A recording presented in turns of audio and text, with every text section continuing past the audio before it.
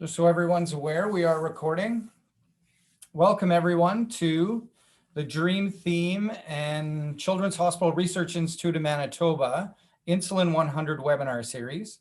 2021 marks the 100th year for the Canadian discovery of insulin and the associated Nobel Prize for that. In honor of this 100th year anniversary, the Dream Theme, Diabetes Research Envisioned and Accomplished in Manitoba, is hosting a series of webinars to highlight the research that's being done here at the Children's Hospital Research Institute of Manitoba and within Manitoba, and also highlight some of the novel and incredible discoveries that are happening across Canada in the area of diabetes and the area of diabetes care. Our group is focused primarily on diabetes in children, and it is my sincerest honor and pleasure to open up this series with Dr. Heather Dean. Before we get started, I'd like to acknowledge that our meeting today is virtual, but the majority of us here, Heather and I, are both meeting on Treaty 1 territory, home of the Anishinaabe, Cree, Oji-Cree, Dene, and Dakota communities. This is also the homeland of the Métis Nation. My name is John McGavock. I'm one of the co-leads for the Dream Theme in partnership with Fern Delinsky. And we would like to acknowledge the community members that have supported us in our research. We'd like to acknowledge any Indigenous people that are here on the call with us today, any elders, and honor the elders that have worked with us in the past, and recognize that in response to the Truth and Reconciliation Call to Action number 18, diabetes and chronic conditions that affect Indigenous youth are the direct result of past atrocities, and we work in partnership with Indigenous communities moving forward in the aspirations for reconciliation and acknowledging the harms of the past and working together for reconciliation in the future. And so it is my honor to introduce my mentor and someone who brought me back to my hometown of Winnipeg. I'm a settler scientist of Irish and German descent that grew up here in Winnipeg. I'm a father of a 4-year-old, and I went to Sisler High School and graduated here from the University of Manitoba from the Faculty of Physical Education, and I'm now a full professor in the Department of Pediatrics at the Rady Health Sciences. And Dr. Heather Dean is a professor emeritus at the University of Manitoba.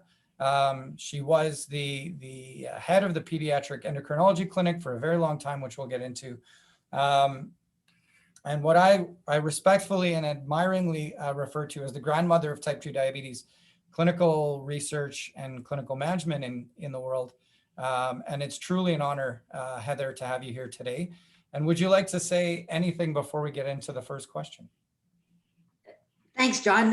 You have to be careful when you ask a senior to reflect on 50 years of a career.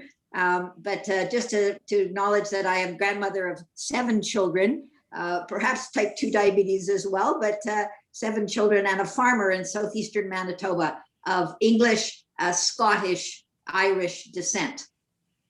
Wonderful. So the first question, as you were doing your medical degree at Queen's, and you had the choice of all the different options ahead of you, what brought you to endocrinology? Well, you know, if you go back up even a little bit, when I was 13, I wanted to be a phys ed teacher or a pediatrician. And my wise maternal grandmother, who had graduated from mathematics, University of Toronto in 1910, she said, Heather, why don't you choose medicine and be a pediatrician and do the sports and phys ed as a second career? So I was recruited to play basketball for Queen's during my 6 years of medical school, right out of high school, which was the Queen's practice in that time to have a 2-year pre-med, but you were in the Faculty of Medicine. And at that time, neonatology was the only recognized specialty of pediatrics. And there was a random spattering of specialties in pediatrics like cardiology and nephrology, but there were only 10 endocrinologists in Canada. And I didn't really even know what an endocrinologist was until I got to CHEO, and it was in my 2nd year of pediatrics.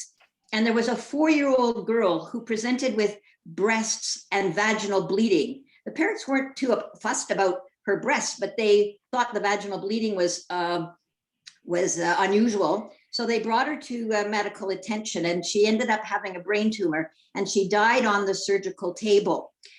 That experience really rocked my socks because I said, we don't know anything. This was pre-radio immunoassay. We had no way of measuring any hormones in the blood. They had been named, but no one could measure anything in the blood.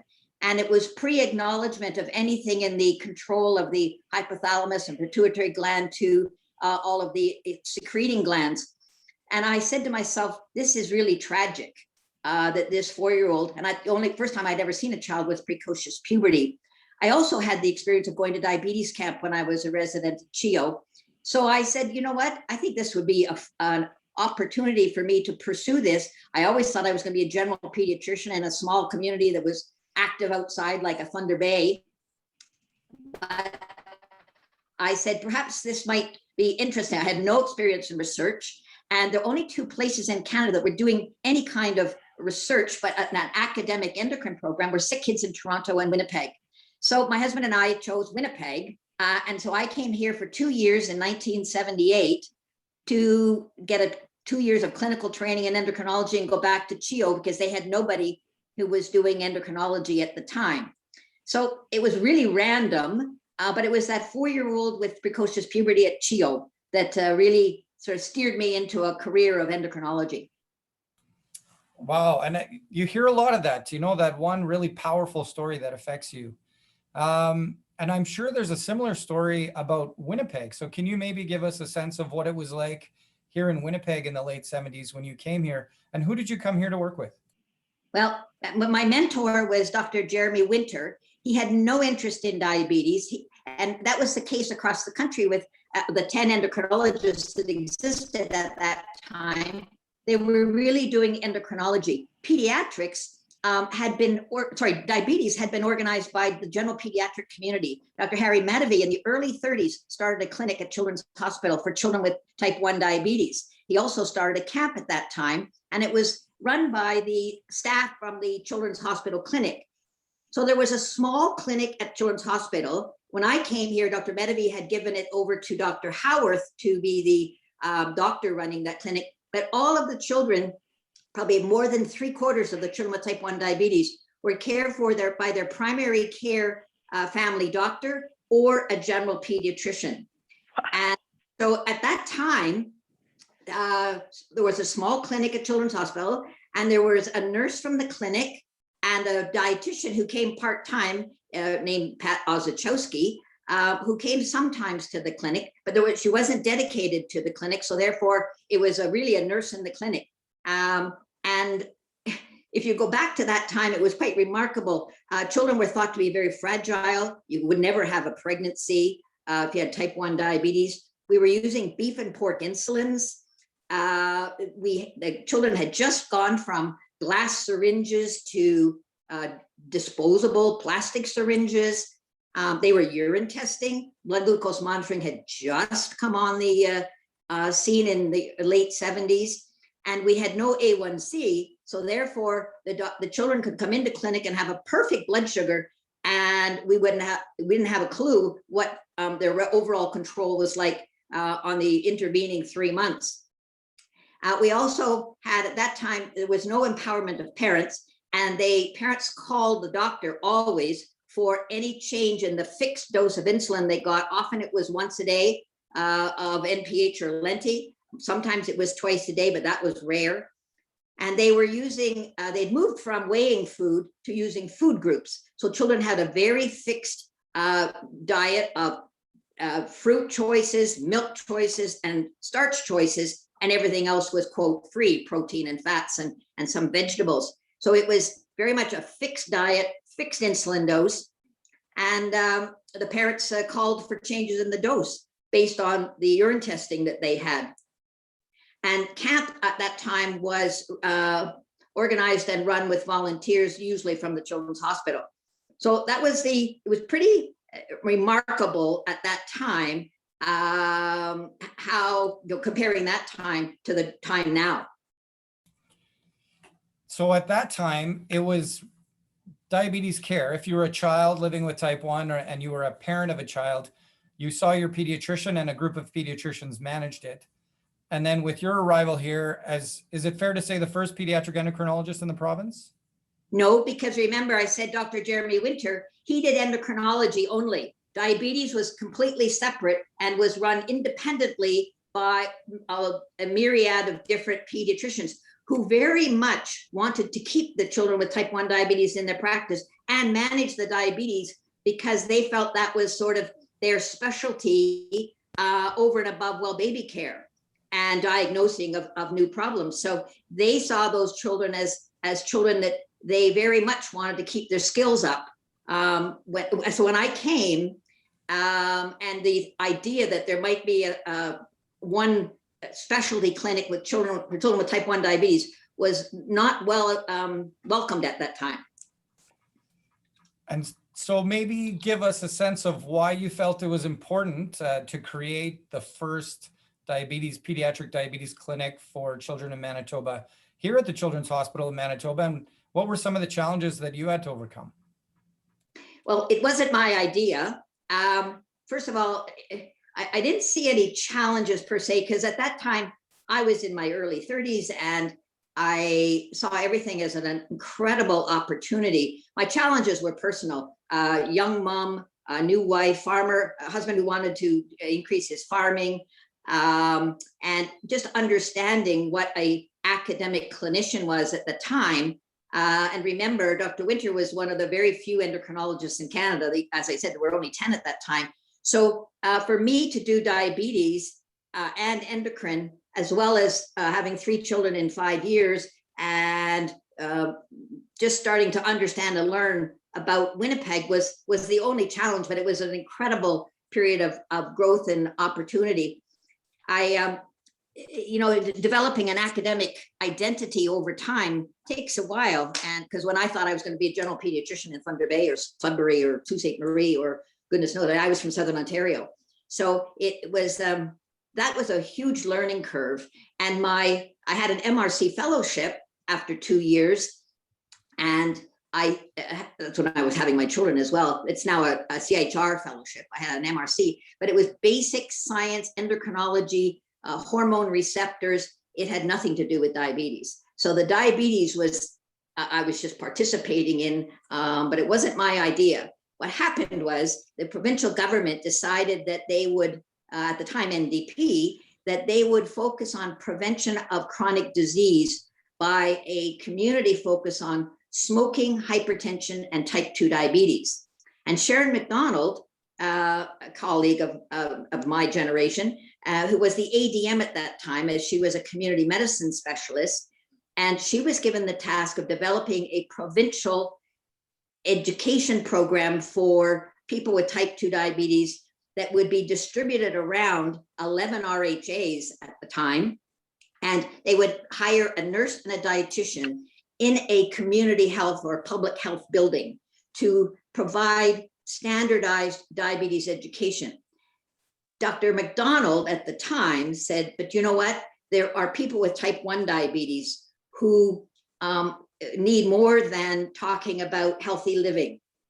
And so she, in her wisdom, recognized that there needed to be a separate program for children specifically with type 1 diabetes because it's a life-threatening disorder. So they, at the time of creating this provincial program, said, we need a separate program for children with type 1 diabetes. It needs to be in the community because it's this needs to be a provincial program that's community-based and outside of tertiary care hospitals. So that's how we ended up in the community services building, because it had to be, quote, in the community. But I said, if I was going to be the medical director, it had to be somewhere close to Children's Hospital. So that took about 2 years of negotiating. Dr. Sora Ludwig was the medical director on the adult side, and they hired full-time staff down at Manitoba Health to standardize diabetes education for type 2 diabetes. But I was given the incredible opportunity at the end of my MRC fellowship to establish this diabetes education resource, similar to all the other ones in the province, but this one was specifically for children. And it was called, it ended up being called DERCA or DERCA, but it's the Diabetes Education Resource for Children and Adolescents that was part of a provincial program, which ultimately was disbanded by, I think, the Conservative government when they first came in, but they kept our DERCA. Okay. That is a wonderful history. And the DERCA is still located in that same building and up on the top floor there, which is great. Well, to be correct, we started off in a cupboard in the basement where the dietitians are currently located in between the old children's and the new children's on that basement hall. We were down in a broom closet down there for the first year. And then we moved over to well, they had to create some space for us to where the allergy clinic is now, the first floor of the community services building. And then a few years later, about a decade later, we moved upstairs to the third floor where we still are. Like everything, it all often starts in a broom closet or a garage or a basement. That's right. So technology has really advanced diabetes care tremendously, I think, in the last 30 or so years. Can you maybe give us a sense of what it was like for children back in the day, knowing that this is the 100th year of insulin? What was it like to get insulin, to use insulin, and what kind of things was DERCA doing to support families in managing blood glucose with insulin? Well, remember, as I said, one of the aspects of insulin at the time when I first got here in 1978 was children were using beef and pork insulin. I happened to be given this years ago by a Lilly rep, but it's the original vial of Ileton made by Banting, and then a vial of the biosynthetic insulin, which was in the early 80s. So I came in 78, but they were just in clinical trials, these biosynthetic insulins. And so we were using beef and pork. And it was pretty crude, but it was beef and pork insulin that had kept children alive for up to that point was 80 would be 50 years. But shortly thereafter, we started clinical trials of the new biosynthetic insulins. And what was remarkable about the DERCA is that it was important for us to be able to do clinical research. As I mentioned, the diabetes clinic at Children's Hospital had 1/4 of the children in the province. So it went from about 100 patients initially, children and families, to within a few years, we had approximately 450 to 500 kids with type 1 diabetes. So eventually there was this, it didn't happen overnight once we created the DERCA, but eventually parents heard about the DERCA, and as well, there was increasing respect in the community of pediatrics that was where the children needed to go. Because what it did was the DERCA created a nidus of specialists. It was, and going back to Sharon McDonald, I had to persuade her that we needed a social worker, that it wasn't just a dietitian and a nurse and me, it had to have a social worker as well. But we were able to create this team of people with a full-time interest that didn't exist anywhere in Canada. It was the very first time a freestanding, integrated team of nurse, dietitian, social worker, and doctor, one of each, plus an administrator, that were able to work together to work with the families. And we had case management system, or we created this case management system. So we would learn with, from, and about each other, and provide 24/7 help for the families who could call their doctors before, but often it wasn't 24/7. So we now had a 24/7 ability to help families with their adjusting their insulin. But we also created very, very early on a database. So the database allowed us to do quality improvement, PDSA cycles for improvement of our process, knowing what some of our outcomes were with the kids in terms of hospitalizations and numbers of DKA, diabetic ketoacidosis. But it also allowed us to do clinical research. So we were approached by companies who were just bringing on these biosynthetic insulins. And in fact, we had a trial of inhaled insulin through the nose at one point. It didn't go very far, but it was an opportunity for us to have a recognized, respected team of experts who provided shared care. So there were 4 of us, and it was important for the families to also have a center that could also create advocacy and do educational family days.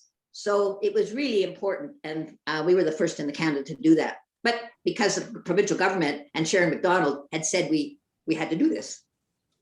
Wow, that's incredible. I did not know Manitoba was the first, we were the first to have a pediatric endocrine clinic in Canada.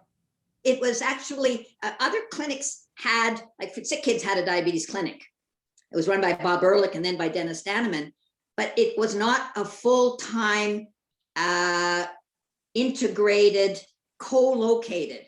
So we had huddles every morning, whereas at sick kids, you have dietitians coming from like Pat Ozaczowski or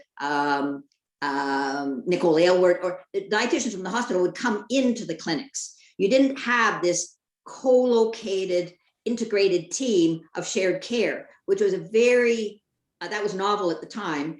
And it took a long time before there were other clinics that had the model that we did, but we were very proud of it.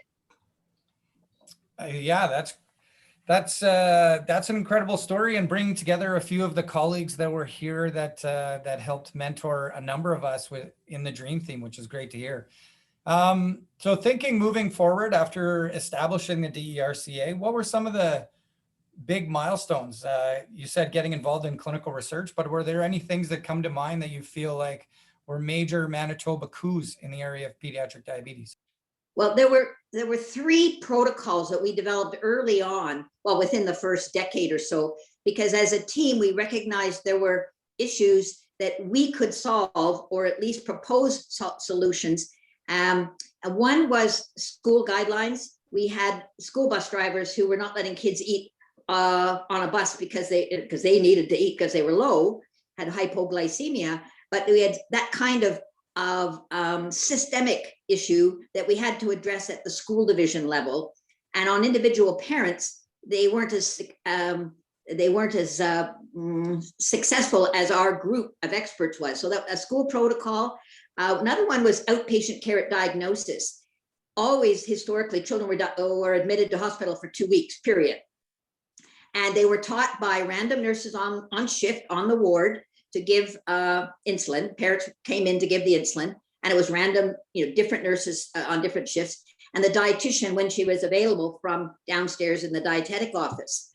So we very quickly realized that this model of inpatient care, where parents were having to come into the hospital, and as you know, life is very busy for 2 working parents or with other children, to be coming into the hospital twice a day to be able to give insulin and learn how to urine test in those days, but then blood glucose testing, and also understand type 1 diabetes management.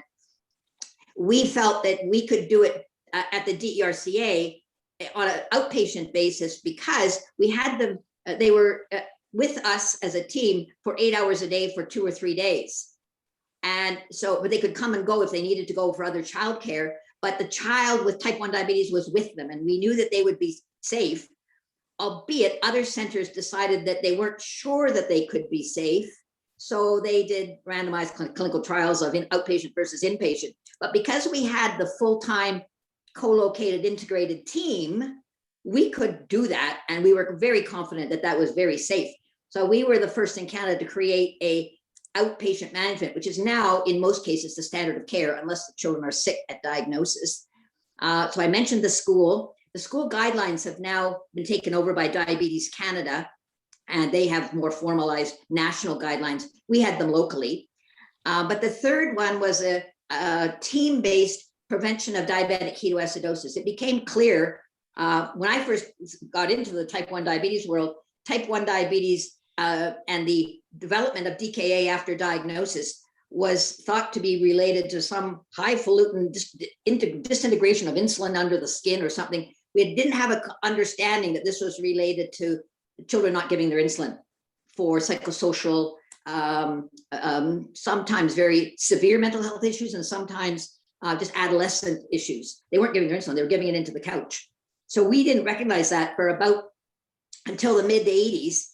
And so when we realized that, we had to come up with a way of preventing DKA, 100% preventable if a child already has type 1 diabetes. So we created a protocol that included finding another caregiver, like a grandparent or a neighbor, if the parents weren't available, because the kids were not getting their insulin. They had to be supervised. So that was the first prevention of DKA as well that was created. And then the other big thing was the transition program that took over a decade to sort of formalize. We knew that kids were struggling when they moved to adult care, and we wanted to create something internally. So we created something within the team, but it wasn't enough. So at that point, mid 90s, we created the Maestro Program. I see that as a milestone because I think it addressed and became a global pediatric issue for children with chronic disease. But we were one of the first to have a formalized Maestro program, and we were the only ones that used a systems navigator model. So we were, Catherine McDonald and I, and a number of others on the team actually helped to share our experience with the systems navigator model. And the other interesting thing, John, you'll laugh, but when I came in 78, I explained to you what diabetes was like. In 1998, so 20 years later, the first clinical practice guideline was created by the Canadian Diabetes Association at that time. And we could not get a pediatric chapter. So there was a chapter on type 1 diabetes, a chapter on type 2 diabetes, a chapter on diet, a chapter on exercise, but we were not able to get a separate chapter. It was a paragraph, oh, children are special. There was not an appreciation at that time that children are not small adults, and that the care of children with type 1 diabetes in 1998 was a really important separate issue. And of course, there wasn't any recognition nationally at that point yet that type 2 diabetes was a problem. So in 1998, no pediatric chapter. In 2003, 5 years later, the next clinical practice guideline, we had one chapter for children with diabetes. And so that was a lot of work to get one chapter for pediatrics, but it included type 1 and type 2. And it wasn't until 2008, 10 years after the first clinical practice guideline, that we had two chapters, one for type 1 diabetes in children and one for type 1 chapter, and type 2 chapters. So that was kind of a remarkable milestone for us. And then also other colleagues in Canada to really push, but I happened to be the author at the table saying we need a separate chapter. And I had, these protocols that we had developed, et cetera. And we were seen in the country as very lucky to have a DERCA. Wow, that is fantastic. And for those that aren't aware of this, the Maestro project, I think, was the first in Canada. And when people talk to me about transition in care, some people are aware that that you broke the ground for that, but published early in the 2000s about how to support youth transitioning to adult care, because once they left pediatric care, what was it like for them, Heather? Well, with all due respect, the adults were wonderful. They had a huge population of kids with type 2 diabetes. With adults with type 2 diabetes. And the youth with type 1 diabetes in an adult endocrine diabetes program were healthy and didn't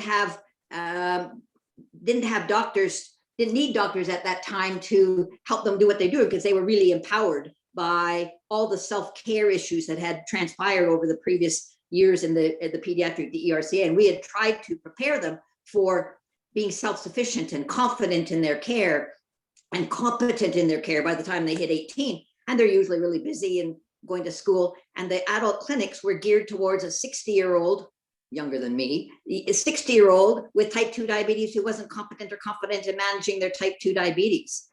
And so they didn't get very much attention, and there was no emotional support in the adult world. There are no social workers and no mental health workers that are just dealing with day-to-day challenges for the young adults with type 1 diabetes. But the system was good for sick adults, older adults, but not necessarily for the kids with type 1. So we were able to start a clinic at the Uville Center for young adults age 18 to 25. And the Maestro was someone to whom they could relate and help them if they didn't like what they were getting. where else they could go. It was really a systems navigation. She didn't give them advice, but she helped them to push buttons for getting what they needed to understand their care and their life issues. And then from there, it's become standard practice in every pediatric diabetes clinic across Canada. Well, and the world. It's incredible, the history of Manitoba. So just moving to what I'm going to say is a really important milestone, and it led to almost all of us here on this call coming to Winnipeg and to work here at the Children's Hospital Research Institute, was, I guess, chapter 1 of the book that was written about this is called Diagnosing the Legacy. Was the first time that you saw a young girl come in with hyperglycemia that didn't look like she had type 1 diabetes. And could you maybe give us that story and what happened thereafter? I remember that day so vividly because I was used to meeting children and families with type 1 diabetes coming down the hall, because we would get a call from a family doctor saying, I've got a child in my office with glucose in the urine. And this is way, back in the early 80s. So not everyone had a blood sugar testing kit in their clinic. So we had a urine test, and I'd get a call and they'd say, I've got a child who's peeing and drinking and losing weight. And so we would meet them coming down the hall. Hi, Susan. Hi, Bobby. And I'm so glad you brought your mom and dad with you. And we're going to talk for a few hours and show them where the toys were, etc. So this was a girl coming by herself in her mid-teens who was morbidly big, obese, and didn't look what I was so used to seeing with a almost cachectic child with type 1 diabetes. And she was by herself. And I had received just that the day before a call from Ron Monday, who was a family doctor in Garden Hill. And he told me about this story. And I said, well, I have no idea, because she had a blood sugar at that time in Garden Hill over 20. And I said, I have no idea. So send her down and we'll see. So she came in. She didn't complain of any weight loss, any symptoms of peeing too much. We call it polyuria. And they had an outhouse. They didn't have running water in their home in Garden Hill. So I said, my goodness, if you have to go to the outhouse, that would be a very big pee pot if you had to pee in the house. And I was just struck by how little she felt. It felt in terms of symptoms. She felt fine. And the only reason she'd gone to Ron Monday in the clinic in Garden Hill was because her mother had type 2 diabetes and was suspicious. As in the rest of my life, I learned that the stories that we hear from our neighbors and friends in First Nations communities, they do know an incredible amount. And this mother was very suspicious because her mother, her siblings, and her had type 2 diabetes. And she was worried that her daughter, who was very obese, might have diabetes too. So in any case, that was, and of course, her blood sugar was over 20, and I didn't know what to do. And that followed very closely thereafter. And in the book, it actually talks about the first patients being sisters. But it was within a week, I had a call with 2 sisters with the same story. They weren't quite as obese as that very first patient, but they were 2 sisters. And within a few months, all of a sudden, there were 2 or 3 more. And they all had the same kind of clinical presentation of obesity, very few symptoms, with the darkening around their skin, acanthosis nigricans, and most importantly, a very, very strong family history of type 2 diabetes.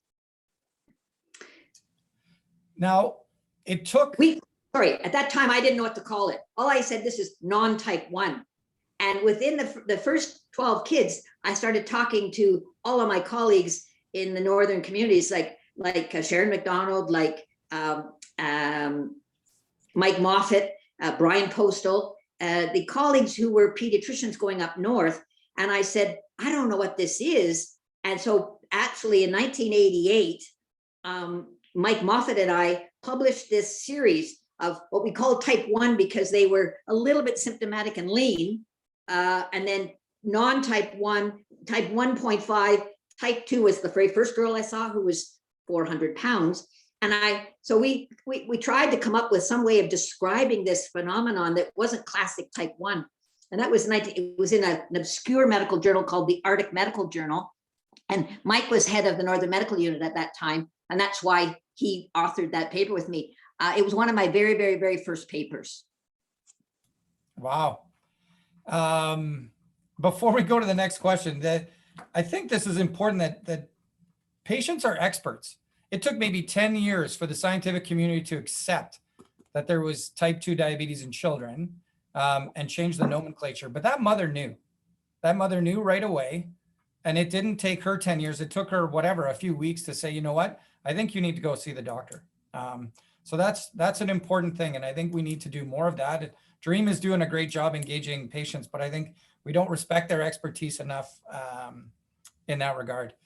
For you, though, having worked in type 1 diabetes and maybe not working with Indigenous communities and not living, I guess, close to Indigenous communities, what was it like for you to start that adventure and start that completely new learning for yourself about engaging with communities and working with Indigenous nurses, First Nations nurses, and then revamping what the DERCA looks like to be more of a community-focused outreach program for these northern communities? Well, to be fair, I wasn't completely naive. I grew up in Mohawk territory, 10 kilometers from Tyendinaga in southern Ontario, and in a community called Napanee, which has Indigenous origins. And I had gone as a fourth-year medical student to Moose Factory. And one of the geese behind me was made by Johnny Blue Boy in Moose Factory. And I spent an afternoon with him in his little small home. Was tar paper and had a small little wood stove in the middle of it. And we had a wonderful afternoon.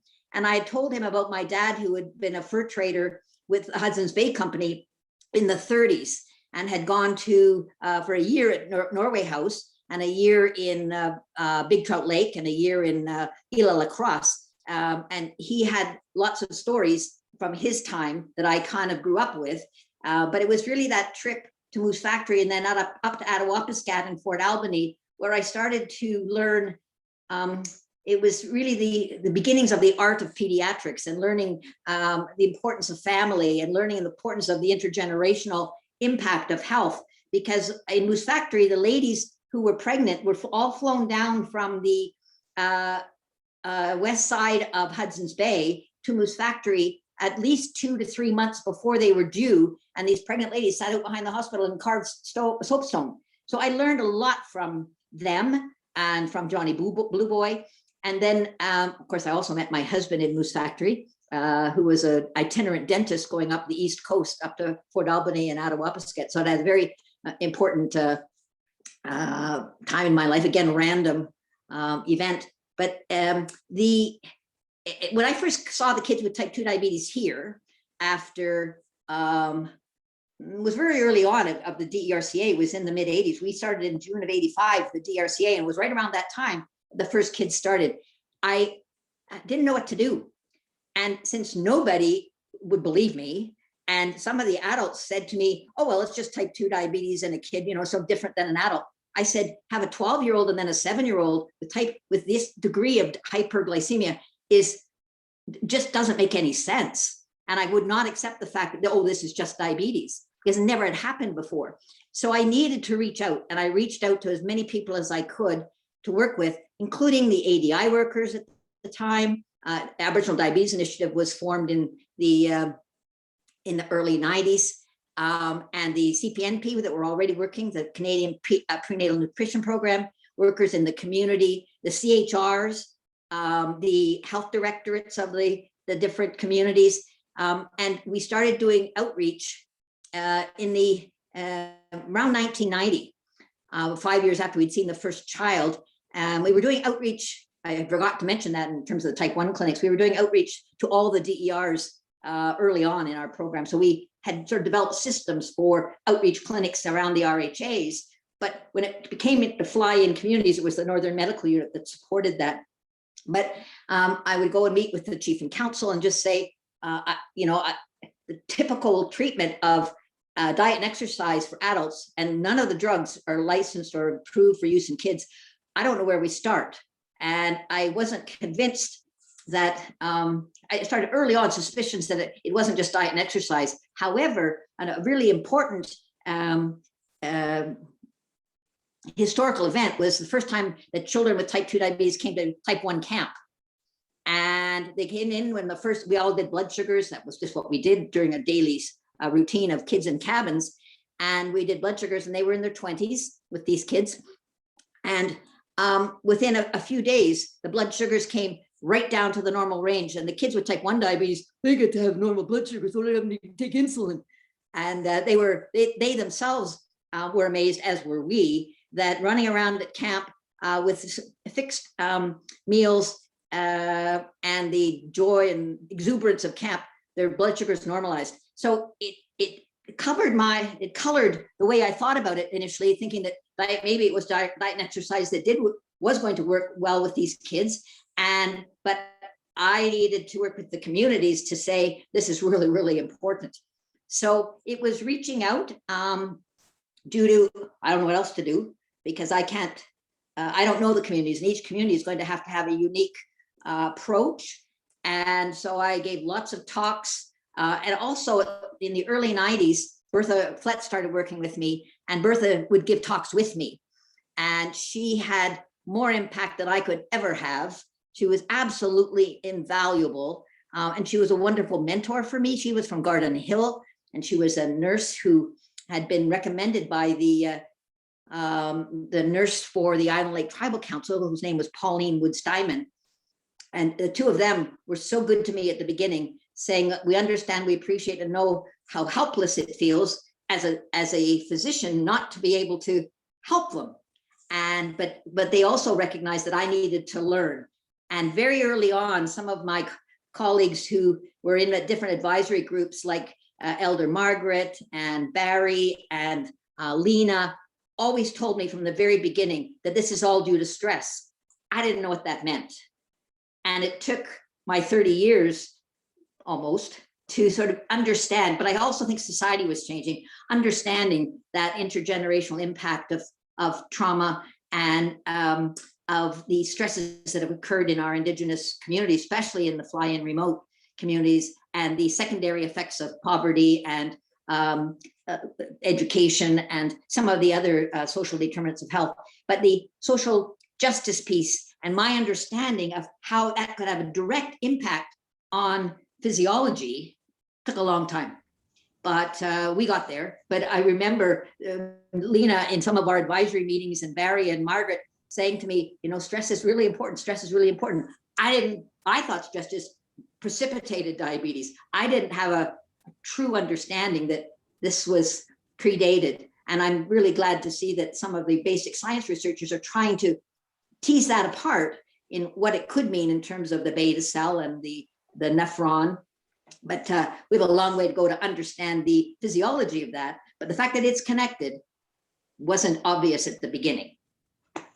Yeah, and that transgenerational impact of colonization and those things have really come to bear with societally, with a number of things, but particularly the Truth and Reconciliation Calls to Action and the Commission report. And before we actually got to that place of understanding a little bit more of trauma-based care, we at the DRCA, again, all of us were trying very hard to understand. But first thing we did was create a type 2 diabetes clinic. So we had to see it as a separate disease and a very distinct and unique disease for these kids. And then we tried, because at the hospital, it just didn't feel right. I mean, some of this is just gut feeling. It didn't feel right. So we tried to have clinics for a couple of years at Freight House. We tried Ross House. We tried the Aboriginal Health Center, thinking maybe the environment in which we meet these families might address some of the challenges in the chasm between the two. And that didn't feel good either. So we took it back to the Children's Hospital, where it still is now, but did more and more and more outreach to communities, where it felt so much better for us to understand and know the communities, know the people there. And the other thing is, during that whole period, I was searching, I'm an avid reader, And there were a couple of books that really affected me. One was called The Spirit Catches You and You Fall Down by Anne Fadiman, who's an author with the New York Times. And she wrote a book about the Hmong people and the incredible clash between pediatricians and the Hmong people who'd come over after the Vietnam War to the US in understanding culture and understanding how you can make really bad mistakes without understanding each other. That was number one, The Spirit Catches You and You Fall Down. The second was the books by Rupert Ross, starting off with Dancing with a Ghost, where he describes his feeling as a lawyer, that understanding the chasm between the legal system and community law and how they clash. So it was starting for me to dig deep into my own bias and my own way of looking at things that I'd been taught and learned, but this was a totally different perspective. But those were key. Those are great, and we will share some of those. They're right behind me. And just conscious of time, I would love to open up some questions. And the first one came from Dr. Wicklow, and I'll just try to reiterate, but you've served as a mentor for a number of us for years, and Rupert Ross, those books were some of the first that I read. The other one was Killing the Shaman, which I think you turned me on to. And Brandy asked, how do you feel the role of mentorship is in terms of guiding these changes in clinical practice? And Brandy, if there's something that I missed there, please jump in. Mentorship is hard. I think it's something that many of us do without even knowing we're doing it, just sharing our enthusiasm, sharing the questions, sharing the challenges, sharing the aspects of care that don't feel quite right, and just opening it up to a new way of looking at things, that ability to respect and hear the other side as to how you're thinking about things. So a lot of times mentorship, I think, is chemical. You enjoy working with someone and you share your passions, and sometimes it's hard just to put people together to say that's mentor. But I think someone with whom you work and respect, and both ways. So it's a mutual respect for different approaches, different feelings. And along the way, hopefully, maybe you do actually learn and hear and change. And I'll just ask people, if you have questions, just please put them into the chat. I was grateful for the mentorship that you provided. For those who don't really appreciate what it was like when you first got here, did you have a clinical mentor to work with, and how many colleagues were working with you as pediatric endocrinologists in the DERCA? Well, Dr. Winter was my mentor in endocrinology, and he slashed and burned everything I wrote. I would get back my first manuscript with written all over it. He was wonderful. The other person was Henry Friesen, who he believed in me. Some of you have read that article that I wrote for the Canadian Pediatric Journal on believing in me. He asked me to run the Canadian Growth Hormone Program. That led me to have a relationship with all of the 10 pediatric endocrinologists in Canada. Here was this young Spitfire, and they had, the other pediatric endocrinologists in Canada were all, older, mature, Dr. Ehrlich in Toronto, et cetera. And here's me running this Canadian Growth Hormone Program, but it was a wonderful, amazing opportunity. And Dr. Friesen asked me to look after it. So it led me to a leadership position. And in terms of diabetes, I would say my greatest mentors, well, Sonia Salisbury was one, because she was the only female pediatric endocrinologist in Canada, and I was number 2. And she helped me a lot because she also had 3 children, and her husband was a surgeon. It wasn't easy for her, and she looked after kids all across Atlantic Canada, including Newfoundland, although Joe Curtis was in St. John's for a while.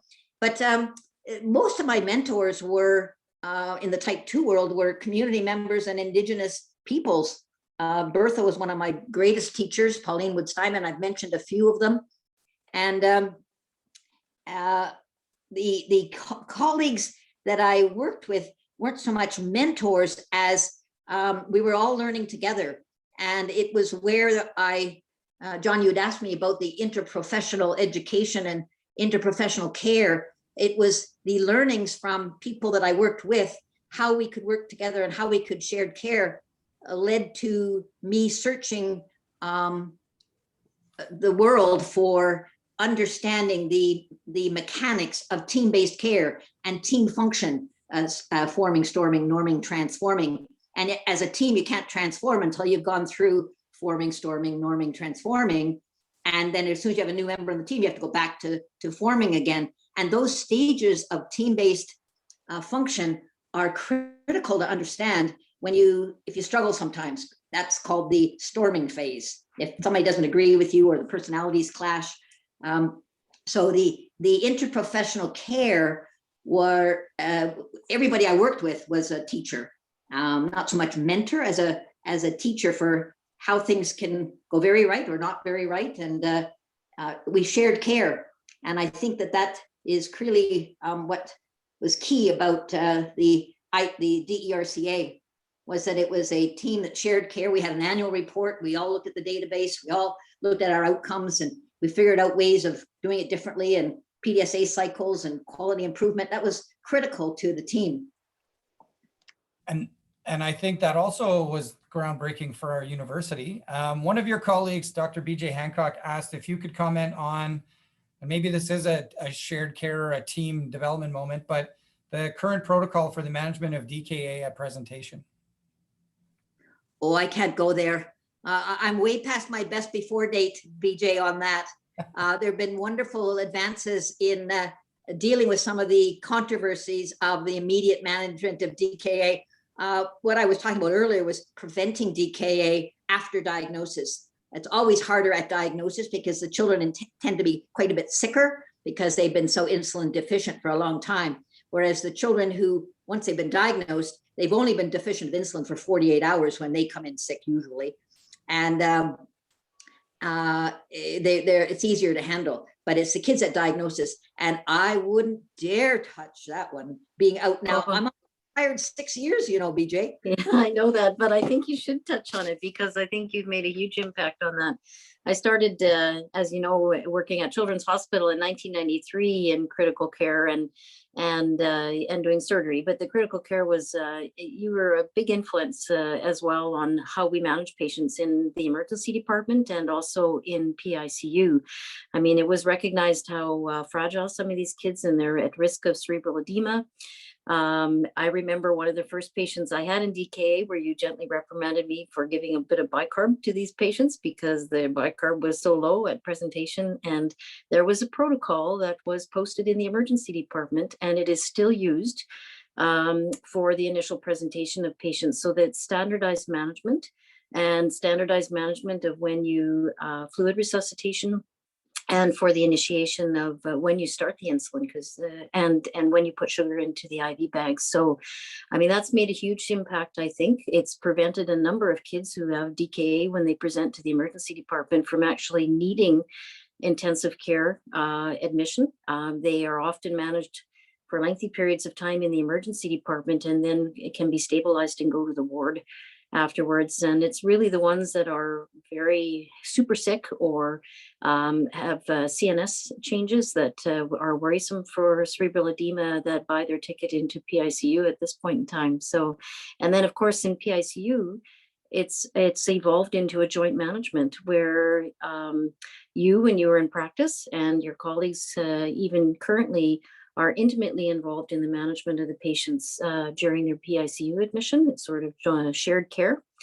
And that same protocol, if a patient presents in DKA to anywhere in the province, that protocol is faxed to the physician managing the patient, and they initiate the management where they are until kids can be transported. So you've made a huge impact. I don't think you should shy away from the impact you had on the management of those kids who are really critically ill some of them are very sick when they present. So thank you very much. And I really enjoyed your talk. It's been awesome.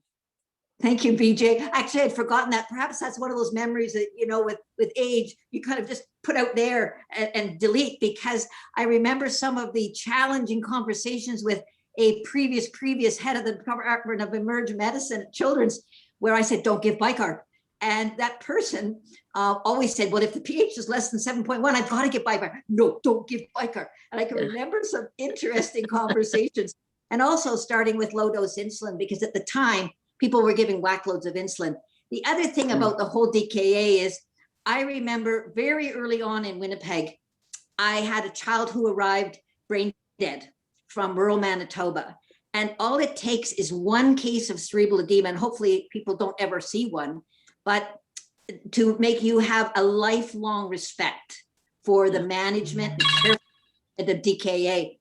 And that one child, it really affected, sort of like the 4-year-old with precocious puberty at CHEO that I saw, that sent me down a whole career. But in that case, it sent me a lifetime of incredible respect. And one of the ways that our pediatric endocrine community in Canada have done a wonderful job of standardizing that DKA protocol across the country, and also making changes to it as necessary when new information comes. But the low dose insulin infusion and the bicarb were very contentious in the 90s in terms of that management. And it's one thing when people get a protocol and a recipe and you just take it out.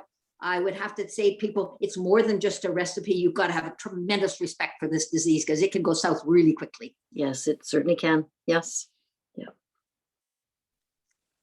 Thank you very much.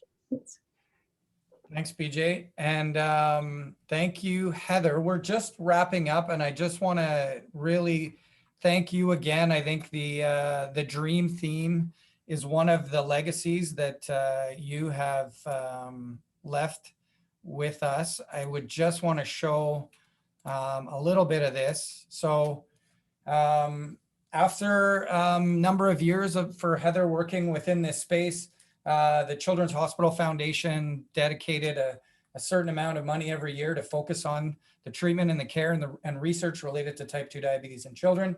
Our theme focuses on the complications of diabetes, primarily through a large cohort called iCare that's currently funded by CIHR. Interventions, which we're currently developing, one of which is called the Indigenous Youth Mentorship Program, which is running in over 30 communities across Canada, also funded by CIHR.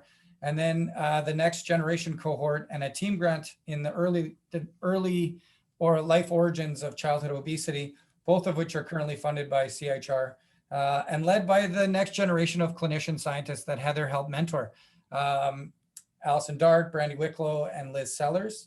And since Heather's, fighting for this within the Children's Hospital in 2012, over the last 10 years, we've been able to secure over $22 million focused on type 2 diabetes in children, recruited a number of trainees and had a number of awards, and published a lot of papers, and really become one of Canada's leading areas for this kind of research and this kind of interdisciplinary work between clinicians and scientists and people across different disciplines. So as a member of this theme, and as a number of the themes who are here today, we really want to thank you, Heather, for paving the way for us and for creating a legacy that is unparalleled, I think, in Canada in terms of creating diabetes care strategies, and then being the forefront for so many incredible innovations that happen in this space. And I think you should be very proud, and we're very, very proud that you helped us get started. Do you have any final comments or any final thoughts for us as we close out this inaugural webinar? Thanks, John, for inviting me. And I hope I didn't talk so fast that people couldn't understand me. I haven't stopped speaking quickly, nor getting excited when I talk about those passions in life. It was nice to be able to reflect backwards. And it's such a joy as a senior being able to see all the young people now waving the flag and doing some incredible research. And I really am so grateful and appreciate that. Thanks very much. Thank you, Heather, and thank you everyone for tuning in. It was really an honor personally and on behalf of the team to have you talk to us about your story and all of these wonderful things that you created during your career. And we can't wait to see you in person when we're all vaccinated and we can go outside and go for a ski or go for a bike ride. So When you're 71 years old, you can get your vaccine. I've had mine. good. Congratulations. So thank you very much, Marcy Miigwech Ekosane. We look forward to seeing you next time. Thank you to the Children's Hospital Research Institute of Manitoba for co-hosting with us. And again, for the Hospital Foundation for their continued support of all of this wonderful work. And I can't wait to see you again in person, Heather. Take care, everybody.